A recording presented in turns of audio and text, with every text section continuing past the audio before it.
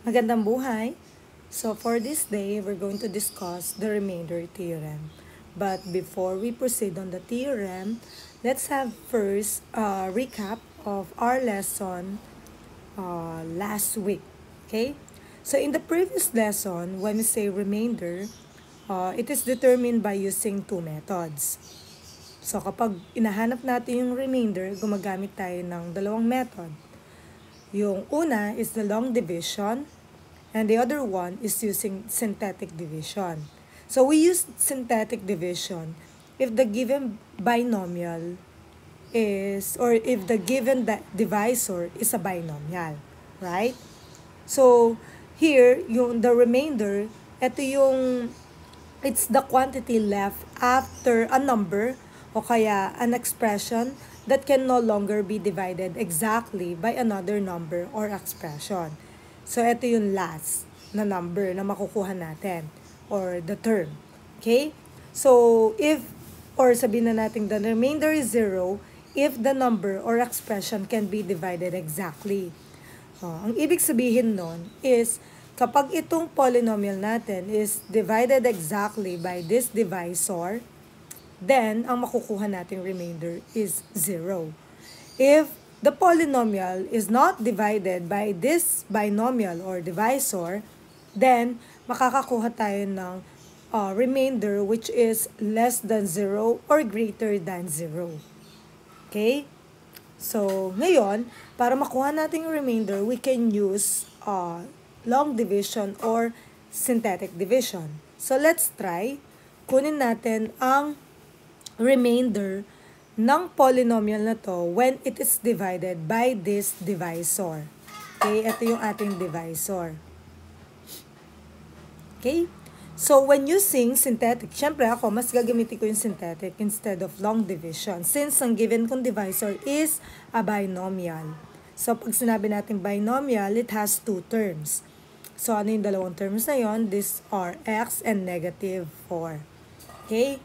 So, mas magandang gamitin ang synthetic if the given divisor is a binomial. So, ngayon, when using synthetic division, ang gagawin muna natin is to arrange this polynomial. So, pag sinabi natin arrange, kailangan it's in descending order.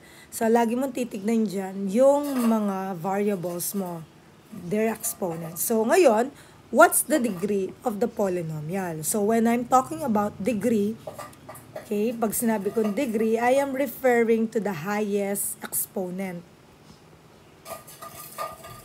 Okay?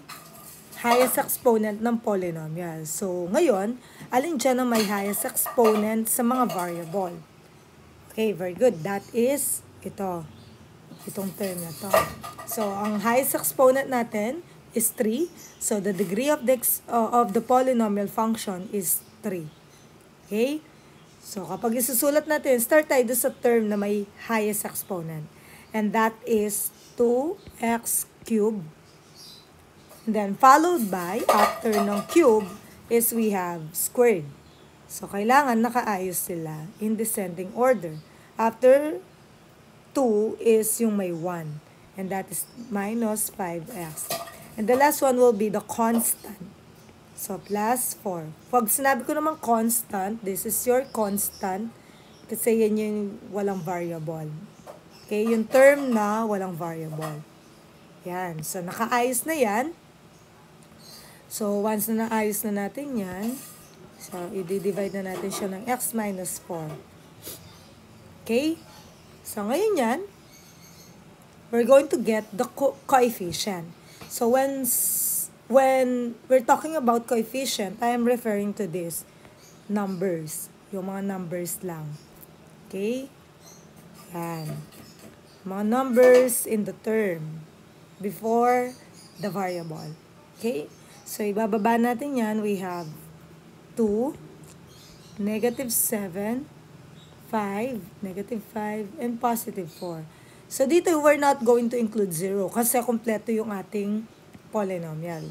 Anong ibig sabihin na kompleto?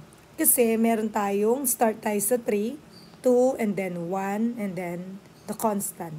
So, walang nawawalang term. Okay?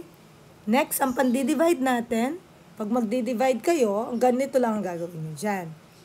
So we have x minus 4. Equate mo lang siya sa 0. So, magiging x. Then, transpose, x equals positive 4. So, sa madaling salita, kahit hindi nyo gawin to, ang gawin nyo na lang is get the opposite of negative 4. And the opposite of negative 4 is positive 4. Okay? So, ganun lang. Divide lang natin. So, pag i-divide na natin yun using synthetic, we're going to bring down 2. And then, next step is multiply. So, times na lang. 4 times 2, we have 8. So, ito niyan, either add or subtract. Depende sa sign. So, negative yan, positive yung isa. So, magsasubtract tayo. So, we have 1. Then, follow the sign of the bigger number, and that is 8. So, the sign of 8 is positive. Then, multiply ulit. 4 times positive 1. We have 4. Then, subtract kasi different sign. So, we have 1 again. Kaso, this is negative simply because 5 is the highest number. So, follow the sign of the bigger number. Next, 4 times negative 1, that is negative 4.